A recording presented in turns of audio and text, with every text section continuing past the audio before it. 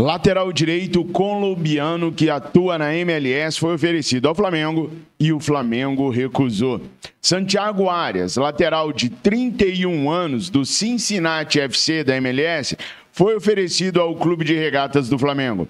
O lateral recebe mensalmente algo em torno de R$150 mil mensais no clube americano e via com bons olhos uma transferência para o Flamengo.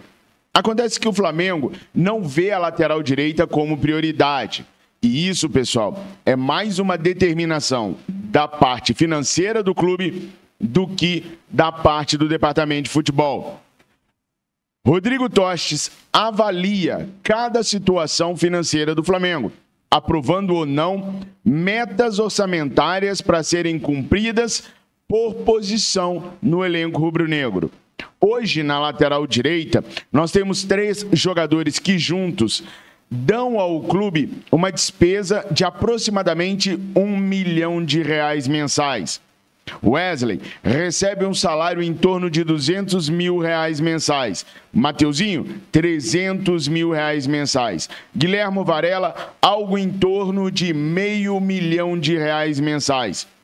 Com isso, fica inviável para o Flamengo a contratação de mais um lateral sem se desfazer de pelo menos um desses 3 jogadores.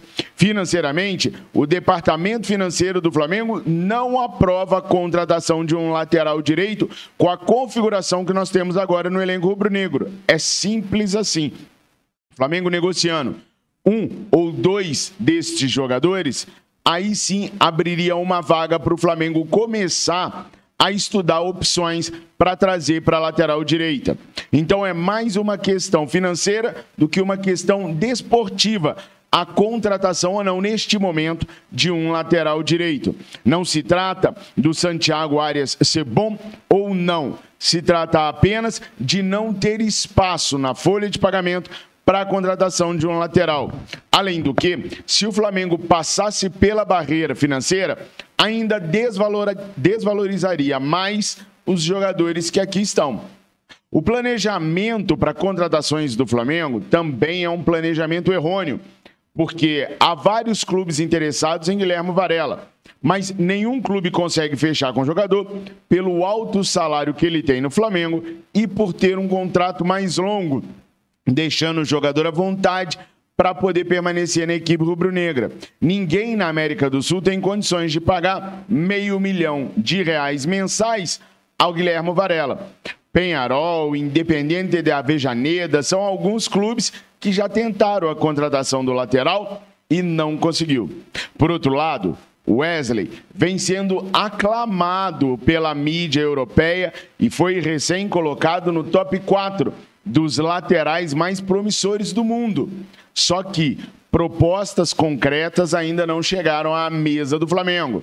Mateuzinho foi pretendido por clubes aqui do Brasil.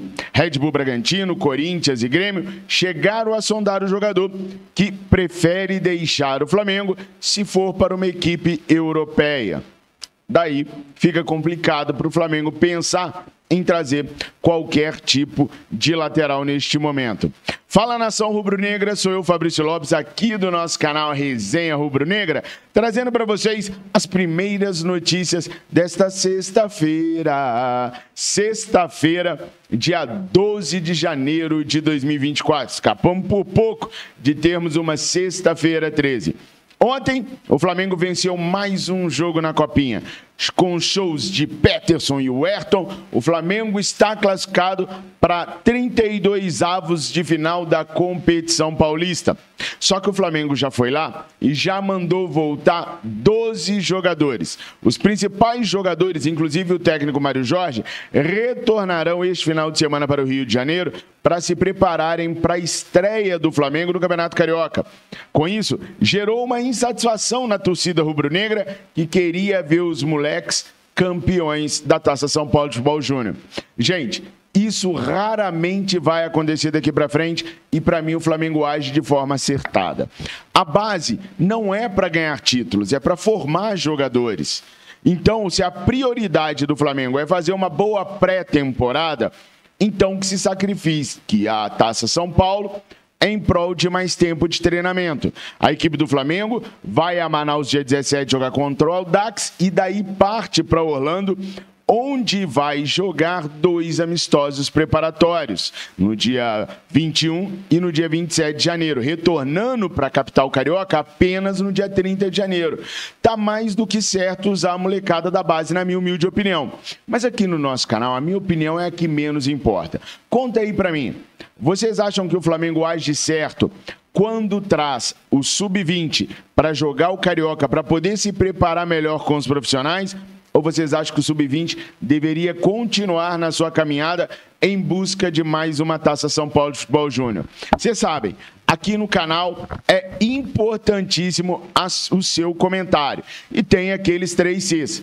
Curta, comenta e compartilha. Assim você nos ajuda a crescer cada dia mais. Além, é claro, de verificar se você está inscrito no nosso canal. Se não tiver, dá essa moralzinha para nós, se inscreva no nosso canal.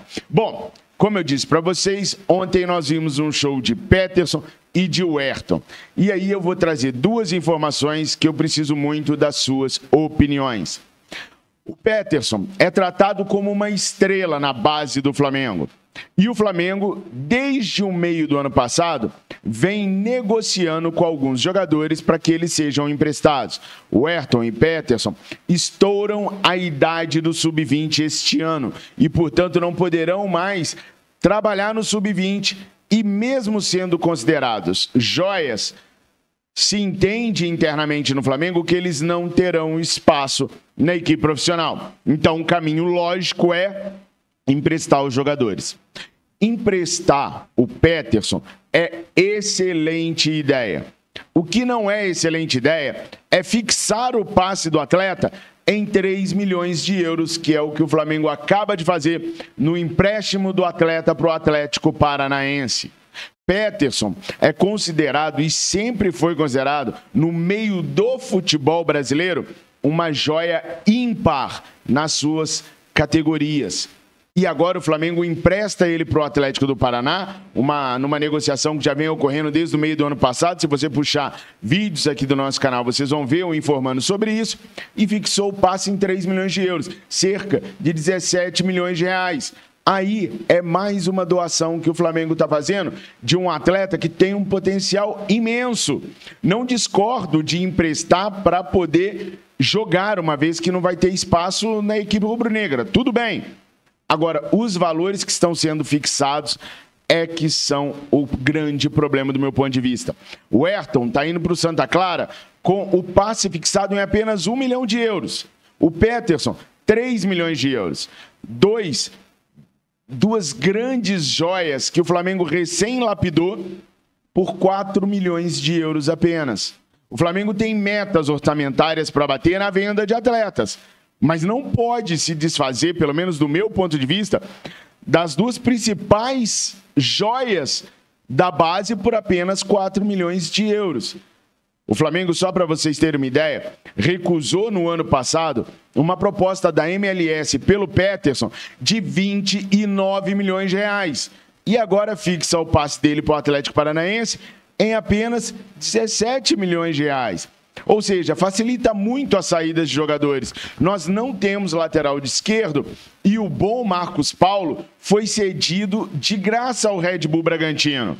Aí agora a gente praticamente doa o Peterson ao Atlético do Paraná. Mas na hora que a gente for contratar jogadores dessas equipes, é aquele sofrimento, são aquelas novelas. O próprio Red Bull Bragantino está endurecendo a contratação do zagueiro Léo Ortiz, mas pegou o Natan numa baba de quiabo danada do Flamengo, pegou o Marcos Paulo numa baba de quiabo danada do Flamengo e só não pegou o Mateuzinho numa baba de quiabo danada do Flamengo porque o Mateuzinho não quis ir.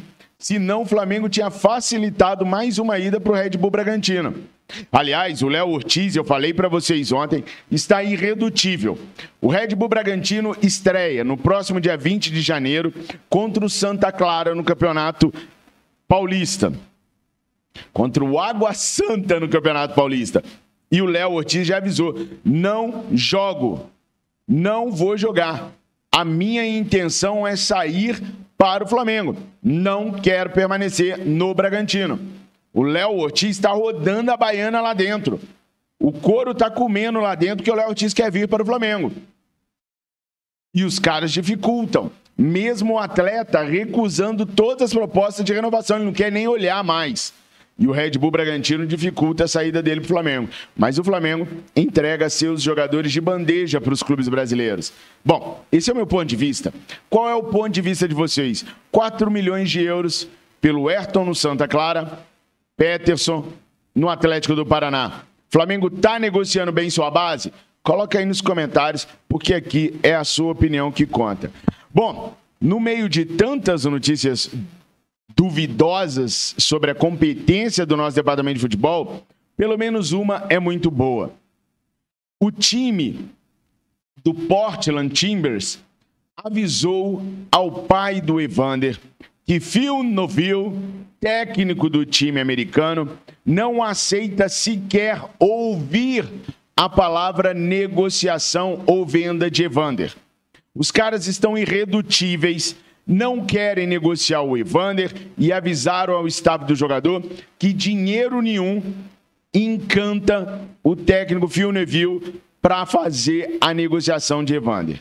Ao que tudo indica, nessa nós estamos seguros, nação.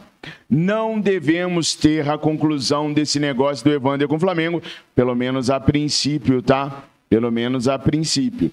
A menos que alguma coisa mude, algum dirigente rubro-negro resolva aumentar a proposta para 15 ou 20 milhões, ele deve permanecer no clube americano. E o Flamengo está muito pessimista com a situação do Léo Ortiz por conta do Red Bull Bragantino. Está satisfeito com a postura do atleta, mas insatisfeito com a postura do Red Bull Bragantino. Por isso, o Flamengo já começa a avaliar outros nomes para reforçar o sistema defensivo ainda nessa janela de janeiro que abriu ontem. E um dos jogadores que foram consultados agora é o zagueiro ex-Atlético Mineiro, Júnior Alonso. O Júnior Alonso é um bom zagueiro que tem contrato longo com o Krasnodar e está até em passeio aqui no Brasil, esteve em Belo Horizonte e tal. Só que o Krasnodar, ao ser consultado pelo Flamengo, disse que não tem interesse em negociar o atleta, nem em forma de empréstimo, nem em forma de venda. Então, para mim, um jogador que poderia substituir à altura uma não vinda do Léo Ortiz, que é o Júnior Alonso, não virá também pelos mesmos motivos, inclusive, que o Red Bull Bragantino e que o Portland não querer negociar o seu atleta nesse momento. A ideia dos caras é manter o Júnior Alonso, pelo menos até o meio deste ano de 2024. Mas o Flamengo consultou o jogador, que é excelente atleta. Concordam? Ó, inscreva-se, curta, comenta e compartilha. Essas foram as primeiras notícias do dia do Clube de Regatas do Flamengo. Como vocês sabem, às 11 horas teremos a nossa já tradicional live do Jornal VVP. Eu e a Miriane conversando com vocês sobre tudo que acontece no mundo do Clube de Regatas do Mengão Queridão. Tenham todos vocês uma excelente sexta-feira. Fiquem com Deus. Eu amo vocês. Saudações rubro-negras.